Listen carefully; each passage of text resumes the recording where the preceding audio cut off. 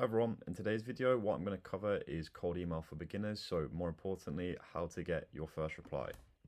So first things first, what is a cold email? So cold email is sending an email to someone that you haven't spoken with before, and the goal of it is to start a conversation that either turns into a potential client or a meeting. So the four things here to cover are that sort of no ads are needed. So in terms of cold email, the costs are relatively low, so you don't have to have a daily spend or anything like that. What you need to pay is for a sending software, purchase the domains, which is typically for the year or multiple years, and then pay the monthly running costs for the mailboxes. You also have an element of control that you don't get with, say, social media or SEO. You decide when you reach out to people, and also the people that you do reach out to, it isn't reliant upon algorithms or sort of natural traffic coming to your website. In terms of scaling as well, so you could start off with a relatively low number, so it might be 10 emails, might be 50 emails, but once you kind of get the hang of it, you can then buy more domains and mailboxes, scale your daily volume to 500, 5,000, 50,000, again, whatever you're sort of looking to achieve there.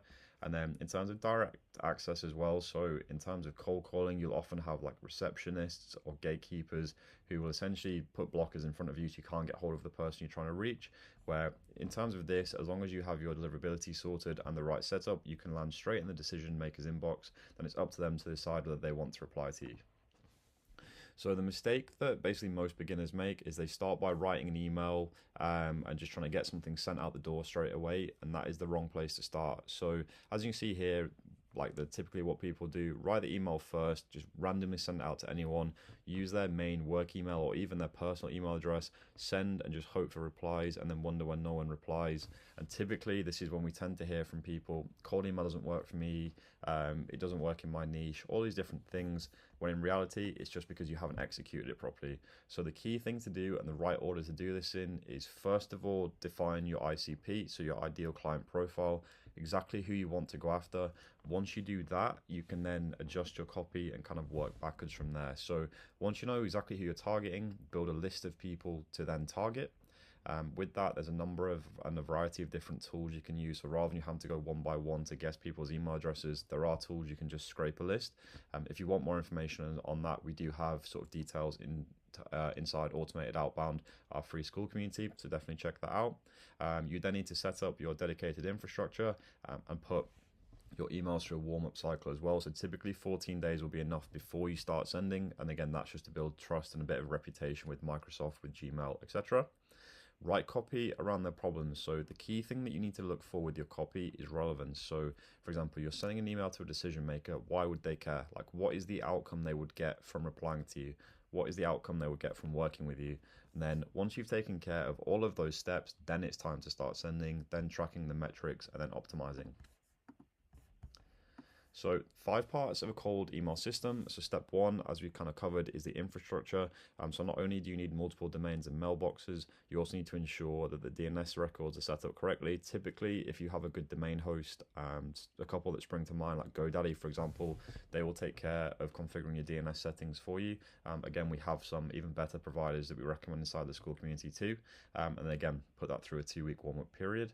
Step 2 is, again, your leads list. So who are the people you're contacting? You need to make sure you have the right decision maker who would be in charge of making the decision on the offer that you're presenting to them, the right company, so the right sort of company that you could actually sell to, and again, the right job title.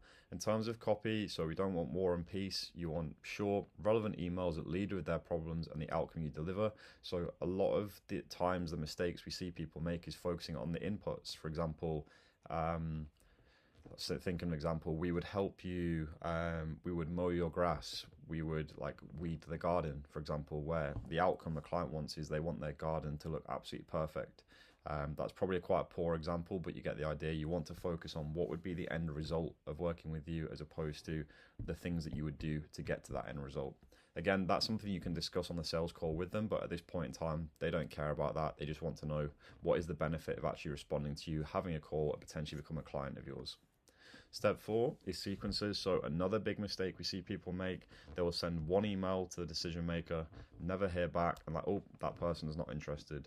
Chances are when you sent it to them, they were busy, they were doing the school run, they were doing the shopping, whatever it might be, but they weren't ready at that point in time to reply, and you will never know if they were ready or not unless you hit them a couple of times, and with typically 2 to 3 more emails.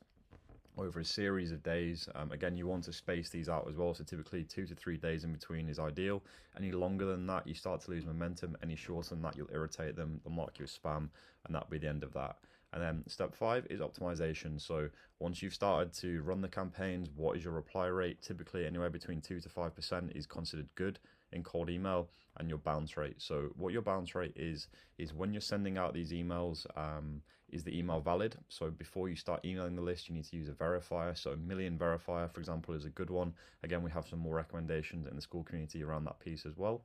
And if, for example, you have a number of bounces which goes over sort of typically 4% would be the absolute max. Ideally, you want to be below 2% bounce rate.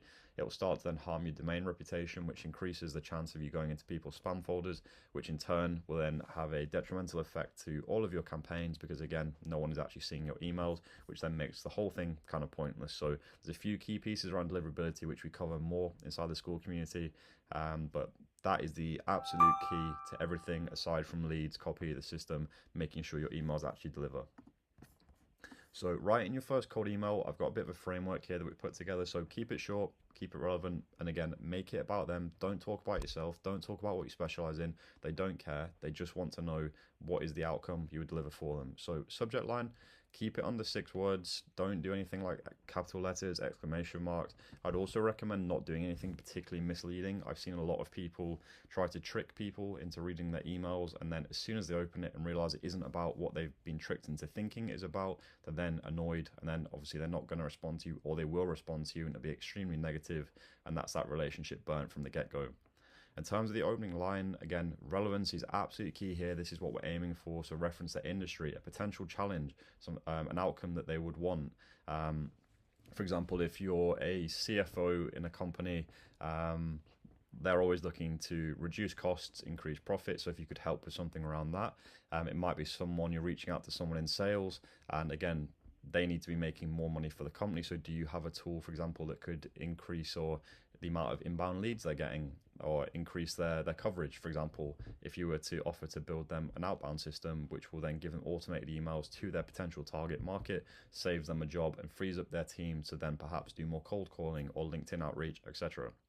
The value, so in terms of that, again, focus on the outcome, but do you have anything quantifiable as well? For example, rather than we could help you grow your business, by how much, like percentage wise, monetary wise, give them something that's tangible. That will always help you.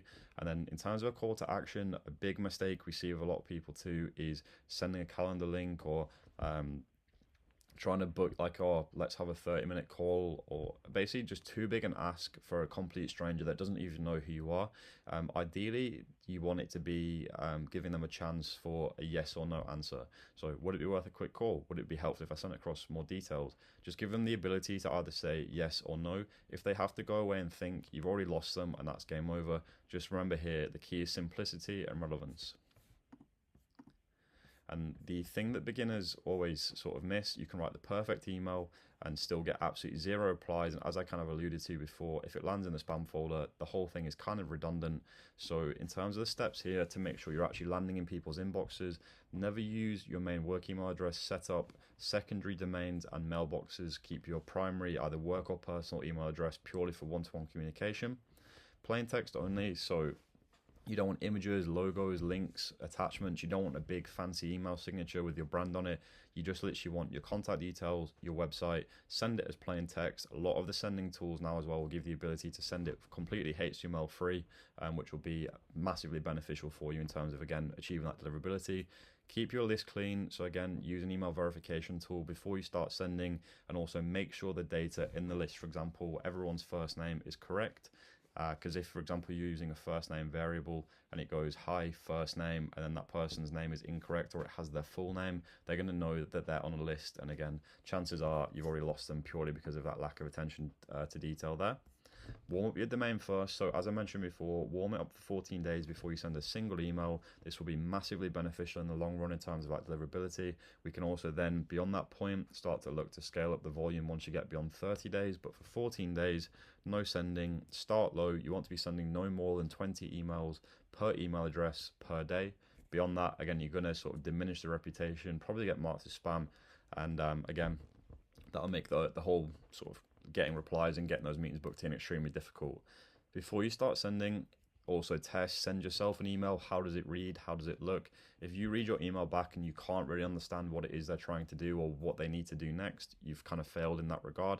Keep testing it, keep reading it until when you're sending that email, you're like, cool, this is extremely simple to understand. They know exactly what the next step would be if they are interested. There you go. And then finally, the DNS records. Again, I just recommend going with a good domain host as they'll take care of this piece for you. A lot of times these things tend to change in every sort of 6 months or so. And if you're not particularly technical, it's just better to have someone who knows what they're doing in charge of that for you. So what to do when you get your first reply. So at this stage, you've done everything right. You've got the reply. Someone's interested in speaking with you. And a lot of people panic or freeze or they'll absolutely blow it at this point. And all the work you've put in is, again, been a waste of time because now you've blown it with that opportunity. So positive reply comes in. The first thing you want to be doing, I know it says here reply within the hour. If you can reply within a minute, 5 minutes, even ring them up as soon as you can, get hold of that person because they're in that window of interest. If, for example, you replied to them 48 days later, they've probably gone to someone else, they found another solution, or they no longer care, and that's that gone. You've wasted the opportunity. For example, if someone comes back saying, hey, thanks for sending this, not interested at the minute though, just go back to them, say thanks, no problem at all, appreciate you letting me know. Set a reminder to follow up with them, and then that's a warm lead for later. The last thing you want to do here is take this as an objection to try close them now. All you're going to do is irritate them, and then that's a future opportunity burn. Just be respectful and make sure you follow up with them in due course. And then if someone says remove me, don't take that as like, oh, I'll just email them again in a week's time. That's against GDPR rules in the UK. Might be slightly different in the US and elsewhere, but I know for a fact in the UK, if someone says not interested or remove me from your list, don't send them another email. That's that done. And if you ignore those unsubscribe requests, you'll get a lot of negativity. You could also get potential law cases. And again, it will also diminish your domain reputation. So there's nothing to gain by doing this. So basically, everyone who gets results from cold email today started exactly where you are now. Not too sure what to do, not sure how to get started. The key thing that you need to do here is take action, get your system built, get your leads list, get your ICP nailed, start emailing people. And as you can see here, the difference is they started. You'll only learn by doing and getting feedback. So the sooner you can start, the sooner you start getting results. And if you want to shorten that learning curve, we do have the free Skool community called Automated Outbound on Skool. So in here we have basically a community of other people doing cold email. We have recommendations like I've mentioned throughout this video. We have training, live support calls, and everything in between. We also are in the process of launching a paid course called Outbound Scaler, which will have more in-depth information. It'll have our outbound system blueprint. So if you are interested in that, check that out and we'll take you through the whole process so you can start getting results from cold email as soon as possible.